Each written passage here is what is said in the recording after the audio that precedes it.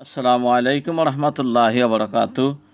সালাতুদ দুহা, যেটাকে চাষ্ট নামাজ আমরা বলে থাকি, এই চাষ্ট নামাজ পড়ার ফজিলত, চাষ্ট নামাজ পড়ার নিয়ম, চাষ্ট নামাজ কি সূরা দিয়ে পড়বেন, কত রাকাত পড়বেন, কখন পড়বেন, আলোচনা করব ইনশাআল্লাহ। চাষ্ট নামাজকে শরীয়তের পরিভাষায় সালাতুদ দুহা বলা হয়।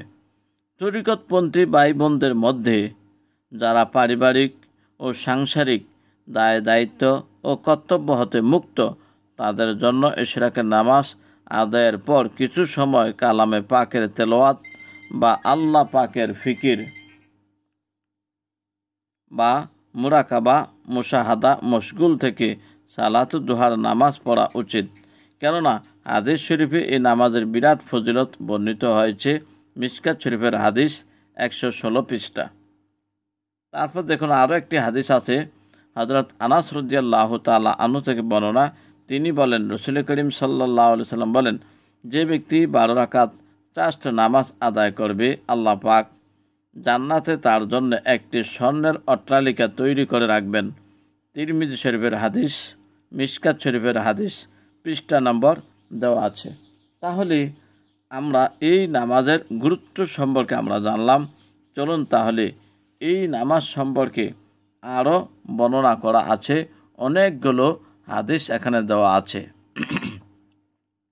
হযরত আবু যর গিফারি রাদিয়াল্লাহু তাআলা আনহু থেকে বর্ণনা। তিনি বলেন, রাসূল করিম সাল্লাল্লাহু আলাইহি সাল্লাম বলেছেন, মানুষের শরীরের মধ্যে যতগুলি জোড়া আছে, উহার প্রত্যেকটির সদকা রহিয়া আছে।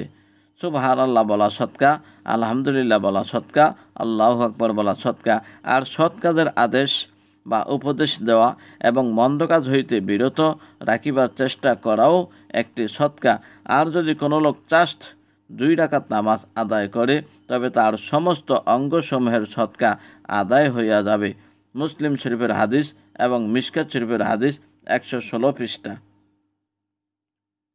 তারপর দেখুন, দুররুল মুক্তার কিতাবে আছে, সহিহ রিওয়ায়াত অনুযায়ী সূর্য যখন 1 প্রহর উপরে উদয় হবে, তখন চাষ্ট নামাজ পড়বে। মুনিয়া কিতাবে আছে যে 2 রাকাত, মধ্যম 8 রাকাত এবং ঊর্ধ্বে 12 রাকাত চাষ্ট নামাজ পড়ার নিয়ম। তার মানে আপনি 2 রাকাত পড়তে পারবেন, 8 রাকাত পড়তে পারবেন, 12 রাকাতও পড়তে পারবেন।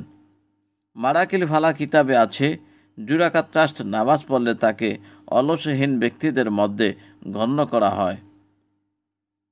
4 রাকাত পড়লে তাকে আবিদিনের মধ্যে গণ্য করা হয়। 6 রাকাত পড়লে সে যেন সারাদিন ইবাদত করল। 8 রাকাত পড়লে তাকে আনুগত্য বান্দার মধ্যে গণ্য করা হবে।